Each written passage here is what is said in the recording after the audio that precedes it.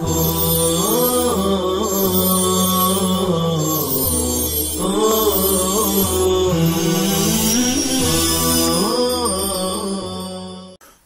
باللہ من الشیطان الرجیم بسم اللہ الرحمن الرحیم قال تزرعون ایزرعوا 7 سنین دأبا بسکون الحمزة وفتحها متتابعة وهي تاویل 7 السمان فما حصدتم فذروه اتركوه في سنبله لئلا يفسد إلا قليلا مما تأكلون فدوسوه ثم يأتي من بعد ذلك 7 المقصبات 7 شداد مجدبات سعاب وهي تاويل 7 الإجاف يأكلن ما قدمتم لهن من الحب المزروع في السنين المقصبات أي تأكلونه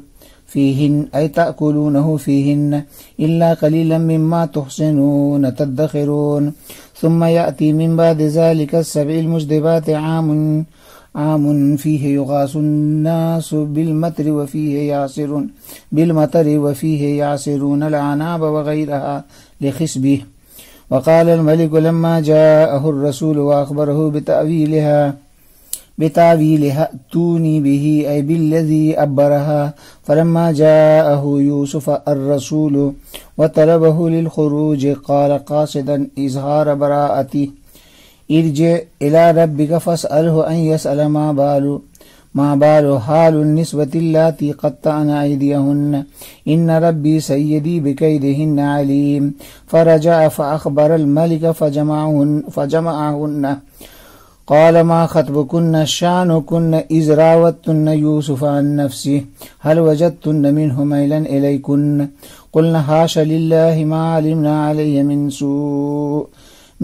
سوء قالت امرأة العزيز الآن حس وزه قالت امرأة العزيز الآن حس وزه الحق أنا راودته عن نفسه وإنه لمن الصادقين في قوله هي راودتني عن نفسي فأخبر يوسف بذلك فقال ذلك أي طلب البراءة ليعلم العزيز أني لم أخنه في أهله بالغيب حال وأن الله لا يهدي كيد الخائنين.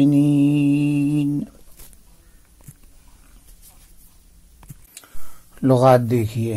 تزرعون زرع یزرع زرعن باب فتح یفتح سے صیغہ جمع مذکر حاضر ہے.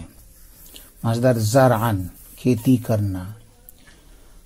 دأبن بھی ہے اور دابن بھی ہے. دأبن اور دأبن دونوں ہے، حمزہ کے فتح کے ساتھ اور حمزہ کے سکون کے ساتھ. اس کے معنی کوشش، محنت. یہاں پر متتابعہ کا معنی یعنی لگاتار، جو لازمی معنی ہے، کیونکہ جو محنت کرتا ہے، کوشش کرتا ہے تو اپنے محنت میں مسلسل رہتا ہے، اس کے اندر استمرار پایا جاتا ہے. حسدتم صیغہ جمع مذکر حاضر ہے، پھر صیغہ جمع مذکر حاضر ناصرہ سے. حسد یحسد حسدن و حسادن کھیتی کو دراتی سے کاٹنا. ضرور فعل امر جمع مذکر حاضر ہے سمع سے. وزرن اس کا مصدر ہے چھوڑنا، اس کا صرف مضارع اور امر استعمال ہوتا ہے. المقصبات مقصبتن کی جمع ہے، یہ سمع سے ہے. خصبن اس کا مصدر آتا ہے ہرا بھرا ہونا، سرسبز ہونا. شداد یہ شدید کی جمع ہے بمعنی سخت. مجدبتن کی جمع ہے، یہ ضرب سے آتا ہے جدبن قحط زدہ ہونا. سعاب یہ صعبن کی جمع ہے، اس کے معنی سخت. توسنون صیغہ جمع مذکر حاضر ہے باب افعال سے محفوظ رکھنا، جمع کرنا. یغاثو فعل مضارع مجہول ہے باب افعال سے مصدر اغاثتن. اغاث یغیث اغاثتن مدد کرنا. اس کے بعد ہے یاسرون، یہ ضرب سے ہے، مصدر ہے عصرا، نچوڑنا. ما بال، بال کے معنی حال. ما خطبکن، اس میں خطب حال حالت کو کہتے ہیں، جمع خطوب ہے. الان حسحسا، فعللا کے وزن پر ہے، حسحسن مصدر ہے، واضح ہونا. لم اخن ہو، نفی جہد بلم. نصر سے خانہ یخون خیانتن، خیانت کرنا. ترجمہ دیکھیے. حضرت یوسف علیہ السلام نے کہا کہ تم لوگ 7 سال تک لگاتار کھیتی کرنا. یہ دأبن اور دأبن حمزے کے سکون کے ساتھ بھی ہے، حمزے کے فتح کے ساتھ بھی ہے، بمعنی متتابعتن یعنی لگاتار. اور یہ سبع سمان کی تفسیر ہے اور تعویل ہے. تو جو تم دراتیوں سے کاٹ لینا کھیتی کو، تو اس کو چھوڑ دینا اس کے بالوں میں تاکہ وہ خراب نہ ہو، مگر تھوڑی مقدار جس کو تم کھاؤ گے تو اس کو گاہ لینا. پھر ان 7 خوشحالی کے سال کے بعد 7 سخت قحط سالی کے سال آئیں گے. یہ سبع اعجاف کی تعویل ہے کہ وہ قحط سالی والے سال تمہارے جمع کردہ غلوں کو کھا لیں گی، یعنی وہ غلے جن کو تم جمع کرو گے کھیتی کر کے خوشحالی کے سالوں میں، ان غلوں کو کھا لے گی. کھا لے گی کا مطلب کہ تم لوگ ان غلوں کو ان قحط سالی والے سالوں میں کھاؤ گے، مگر تھوڑی مقدار کہ جن کو تم محفوظ رکھو گے، بیج وغیرہ کے لیے جمع کر کے رکھو گے. پھر اس 7 قحط سالی والے سال کے بعد ایک ایسا سال آئے گا کہ جس میں لوگوں کی مدد کی جائے گی بارش برسا کر کے، اور اس میں لوگ کھیتی انگور وغیرہ کو نچوڑیں گے سرسبز شادابی کی وجہ سے. اور بادشاہ نے کہا، جب وہ قاصد واپس آیا یوسف علیہ السلام کے پاس سے اور اس کے خواب کی تعبیر بتلا دیا، تو بادشاہ نے کہا کہ اس کو، یعنی جس نے اس کی تعبیر بتایا، اس کو میرے پاس لے کر آؤ. تو جب وہ قاصد یوسف علیہ السلام کے پاس آیا اور ان کو جیل سے نکلنے کے لیے ان سے درخواست کی، تو حضرت یوسف علیہ السلام نے اپنے برات کا اظہار کرنے کی غرض سے کہا کہ تم اپنے آقا کے پاس دوبارہ لوٹ کر جاؤ اور ان سے پوچھو کہ وہ معلوم کریں کہ کیا حال ہے ان عورتوں کا جنہوں نے اپنے ہاتھوں کو کاٹ لیا تھا. بے شک میرا آقا ان کے مکر و فریب کو جاننے والا ہے، خوب جانتا ہے. تو وہ قاصد لوٹ کر آیا اور بادشاہ کو بتلایا. تو بادشاہ نے ان سب عورتوں کو جمع کیا اور کہا، تمہارا کیا حال ہے جبکہ تم نے یوسف علیہ السلام کو اپنا مطلب پورا کرنے کے لیے پھسلایا تھا؟ کیا تم نے ان کی طرف سے اپنی طرف کوئی میلان پایا؟ عورتوں نے کہا، حاشا للہ، ہم نے ان کی طرف سے کوئی خرابی نہیں دیکھی اور ہم کو ان کی طرف سے کوئی خرابی کا علم نہیں ہے. امرأت عزیز نے کہا، اب تو حقیقت واضح ہو گئی، حق بات واضح ہو گئی. میں نے ہی ان کو اپنا مطلب پورا کرنے کے لیے پھسلایا تھا. بے شک وہ سچوں میں سے ہیں اپنے قول ہے راودتنی النفسی میں. تو یوسف علیہ السلام کو اس پوری باتوں کی اطلاع دی گئی. تو حضرت یوسف علیہ السلام نے کہا کہ یہ طلب برات اس غرض سے ہے تاکہ عزیز مصر جان لے کہ میں ان کے گھر والی کے ساتھ خیانت نہیں کیا ہے ان کے غیر موجودگی کی حالت میں، اور یہ بات بھی جان لے کہ اللہ تبارک تعالیٰ خیانت کرنے والے کے مکر و فریب کو چلنے نہیں دیتا ہے. ماں قبل کی آیت میں ساقی کے حضرت یوسف علیہ السلام کی خدمت میں حاضر ہو کر خواب بیان کر کے اس کی تعبیر پوچھنے کا ذکر تھا. آگے کی آیت میں حضرت یوسف علیہ السلام کی طرف سے اس کی تعبیر بیان کرنے کا ذکر ہے، جو تعبیر نہایت ہی عجیب و غریب تھی، جس میں تعبیر کے ساتھ تدبیر بھی تھی اور تبشیر بھی، کہ قحط کے 7 سال پورے ہونے کے بعد ایسا سال آئے گا جس میں خوب بارش ہوگی، میوے وغیرہ افراط سے ہوں گے. چنانچہ ارشاد ہے کہ کہ قال تزرعون اے ازرعوا سبع سنین دأبا متتابعۃ وہی تعویل السبع السمان فما حصدتم فذروه اے اترکوه فی سنبله لئلا یفسد الا قلیلا مما تأکلون فدوسوه ثم یاتی من بعد ذلك ای السبع المخصبات سبع شداد مجدبات سعاب وہی تعویل السبع الاجاف یاکلن ما قدمتم لهن من الحب المزروع فی السنین المخصبات ای تأکلونه فیہن الا قلیلا مما تحسنون تدخرون۔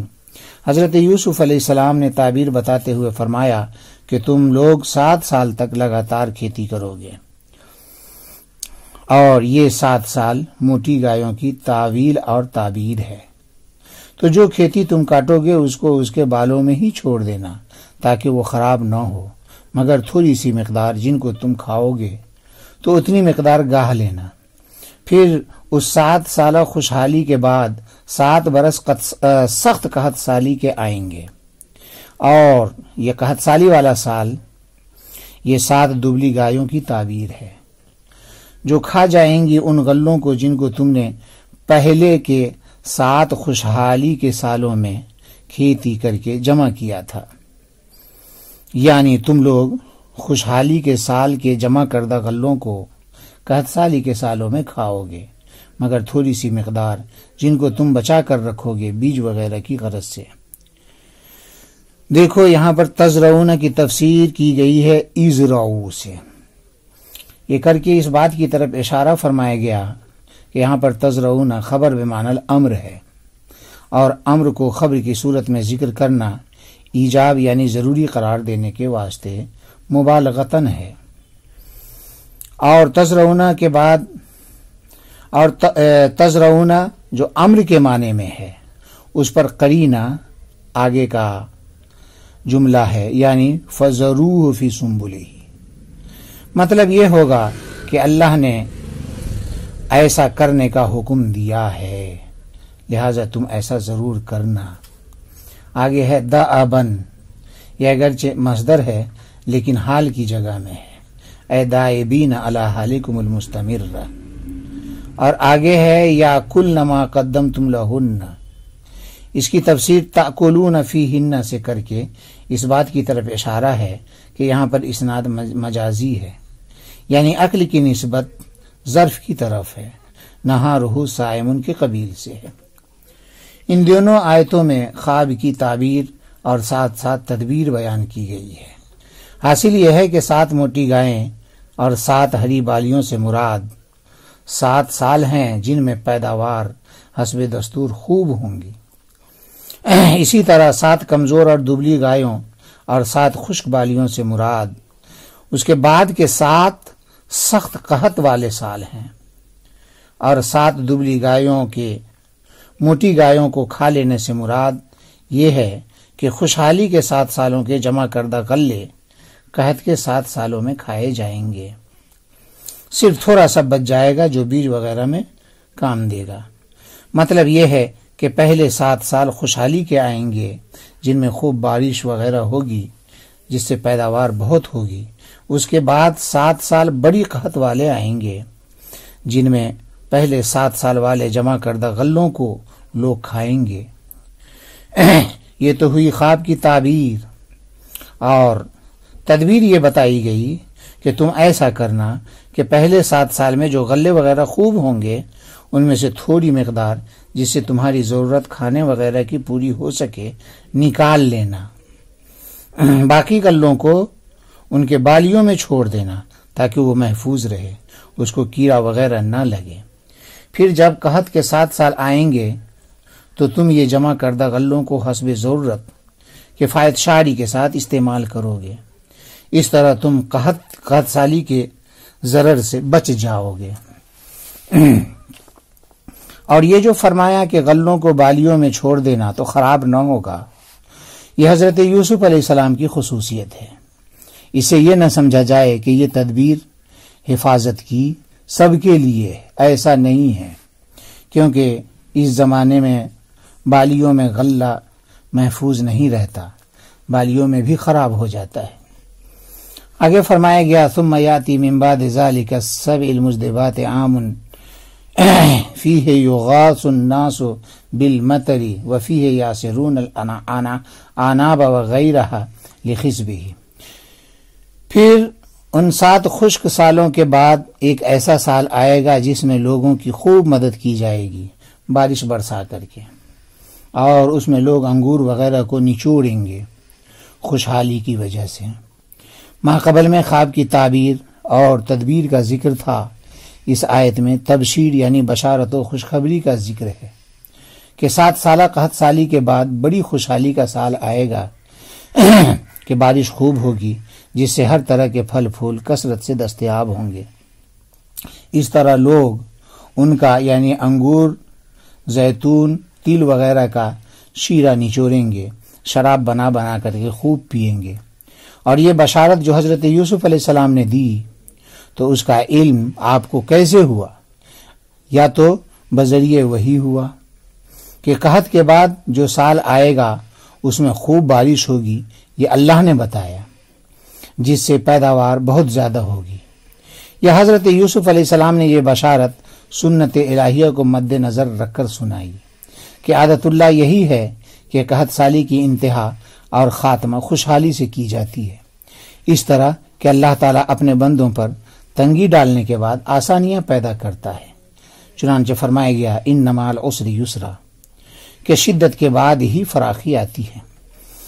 آگے فرمایا گیا وقال الملک لما جاءه الرسول واخبره بتأویلها ایتونی به بالذی ابرہا. اور بادشاہ نے کہا جب اس کے پاس قاصد یعنی ساقی واپس آیا تو کہا اور اس کے خواب کی تعبیر اس سے بیان کی تو کہنے لگا کہ اس شخص کو میرے پاس لے کر آ جاؤ جس نے اس خواب کی تعبیر دی ہے. فلما جاءه یوسف الرسول وطلبه للخروج قال قاصدا اظہار براءته ارجع الى ربک. تو جب حضرت یوسف علیہ السلام کے پاس وہ قاصد دوبارہ آیا اور ان سے جیل سے نکل کر چلنے کی درخواست کی تو حضرت یوسف علیہ السلام نے قاصد سے اپنی براءت کا اظہار کرنے کے واسطے کہا کہ اپنے آقا کے پاس واپس جاؤ. فاسألہ ان یسأل ما بال حال النسوۃ اللاتی قطعن ایدیہن. پھر ان سے پوچھو کہ وہ معلوم کرے کہ ان عورتوں کا کیا حال ہے جنہوں نے اپنے ہاتھوں کو کاٹ لیا تھا. ان ربی سیدی بقیدہن علیم. بے شک میرا آقا ان عورتوں کے مکر و فریب سے خوب واقف ہے. یہاں پر فلما جاءہ الرسول محذوب پر مرتب ہے، اصل میں ہے فذهب الرسول الى طلبه فلما جاءہ الرسول.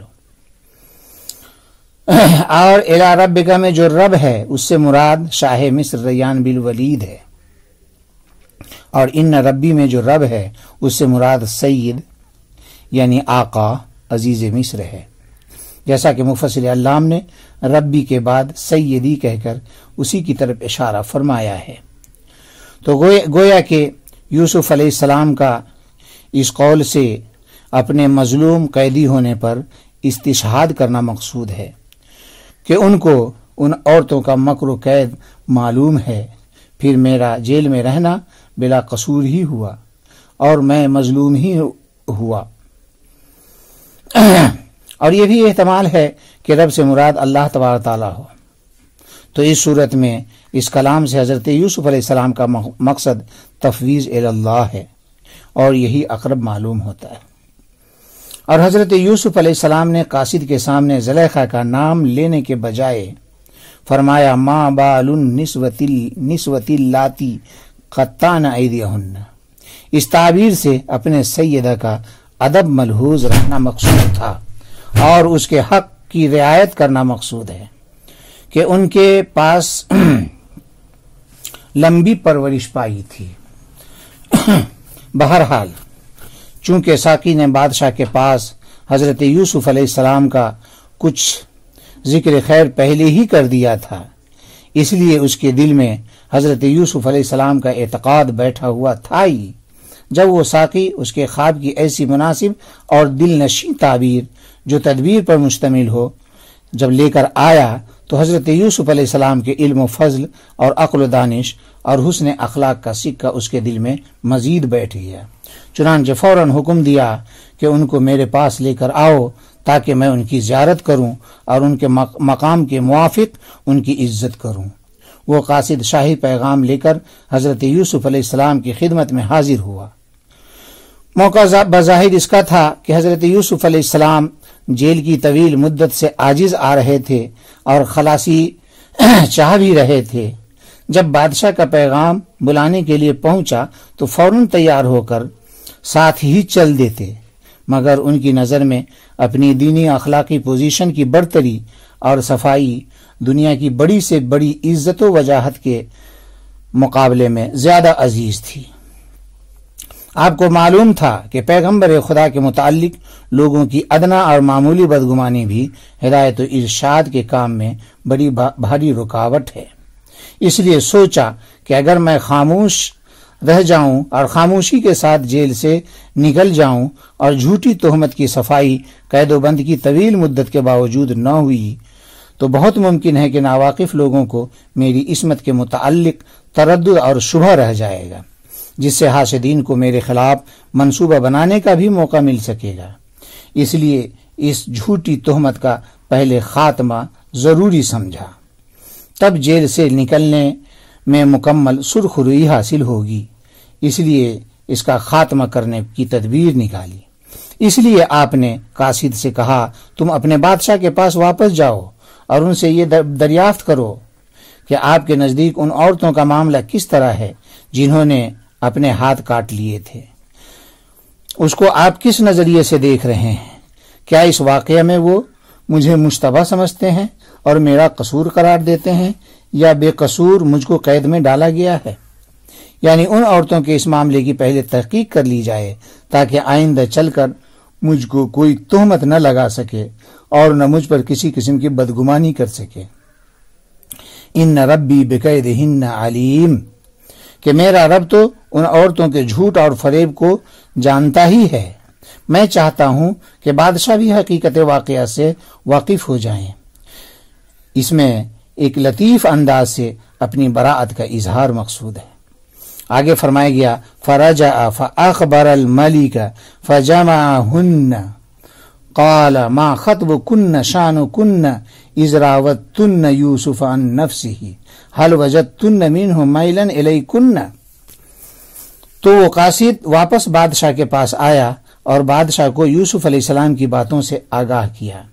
تو اس نے ان ساری عورتوں کو جمع کیا اور ان سے پوچھا، تمہارا کیا معاملہ ہے اس واقعے میں جبکہ تم نے یوسف علیہ السلام سے اپنے مطلب کی خواہش کی تھی؟ کیا تم نے ان کی جانب سے اپنی طرف کچھ میلان پایا تھا؟ یہاں پر غور کرنے کی بات ہے، خواہش تو صرف ایک عورت یعنی زلیخا نے کی تھی، لیکن ساری عورتوں سے پوچھنا شاید اس لیے تھا کہ مجرمہ عورت سمجھ جائے کہ شاید بادشاہ کو معاملے کے ساتھ نام بھی معلوم ہے، اس لیے وہ عورت انکار کی جرت نہ کرے اور اقرار پر آمادہ ہو جائے۔ قلنا حاش للہ ما علمنا علیہ من سوء، عورتیں بول اٹھی کہ حاشا للہ، ہم کو ان میں کچھ بھی برائی نہیں نظر آئی اور برائی کی بات معلوم نہیں ہوئی، وہ تو بالکل پاک و صاف ہیں۔ ان عورتوں سے پوچھنا شاید اس لیے تھا کہ زلیخا سے پوچھنے میں اس کو شرمندگی کا سامنا کرنا پڑتا، تو اس لیے تاکہ ان کو شرمندگی کا سامنا نہ کرنا پڑے اور عورتیں حقیقت کو واضح بھی کر دے، عورتوں سے حقیقت واضح بھی ہو جائے۔ عورتوں سے حقیقت کیوں واضح ہو جائے؟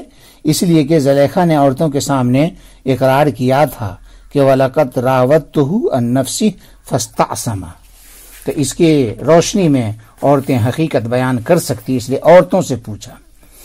آگے فرمایا گیا کہ قالت امرأۃ العزیز الآن حسحس وضح الحق، کہ اب تو حق واضح ہو گیا، لہذا اس کو چھپانا اب فضول ہے۔